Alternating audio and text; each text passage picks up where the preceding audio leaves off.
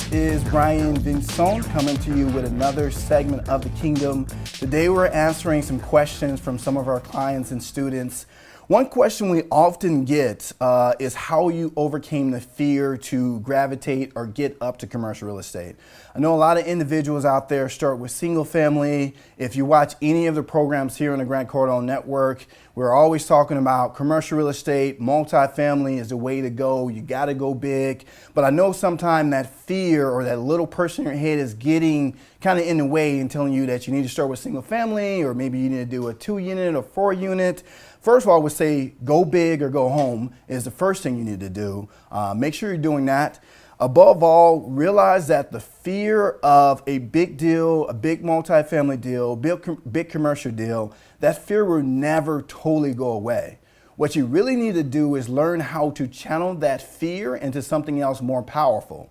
Because the best performances, if you think about a music performance or an athlete, a lot of times they still have those butterflies in their stomach. It's a form of energy that if you do it right and you think about it right from a mindset standpoint, that energy of butterflies or nervousness that you have inside, you can circle that in and channel it into positive energy when you're meeting with clients or when you're going into a negotiation. You think a lot faster when you are in a fight or flight type situation. So don't ever think that fear will totally go away. It's more about embracing that fear and running toward it.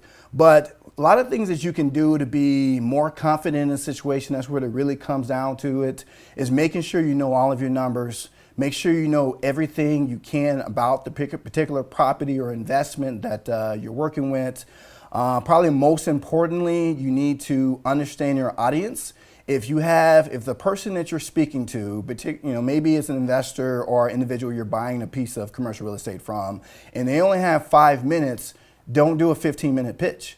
A lot of time we talk about a 2-minute elevator pitch. If someone is in an elevator or you're in a short situation, realize that you might not have 15 minutes or you might not have 2 minutes. Sometimes you need to get your pitch out there in 5 seconds or 10 seconds in order to get that attention of the individual, and then maybe you'll get an opportunity to follow up later and get more into that situation. But the last thing I would actually say on fear, it's an overused phrase, but fear is really the false evidence of appearing real. A lot of time you have that anxiety, you think that you're going into a room and everyone knows more than you. Realize that be good at what you do know, have the facts, be well prepared. And again, when you go into that situation, if it is a situation that maybe you don't know, always feel free to ask as many questions as possible. One of the most powerful things you can do in business, as well as commercial real estate, is be a good listener. So it's always okay to ask many different whys, get more information, shows that you're involved in that particular transaction, involved and interested in that individual, and it will allow you to make a better transaction, better investment for your clients and yourself. Again, I really appreciate you guys joining another episode of Kingdom. This is Brian Vinson, and we'll see you guys later.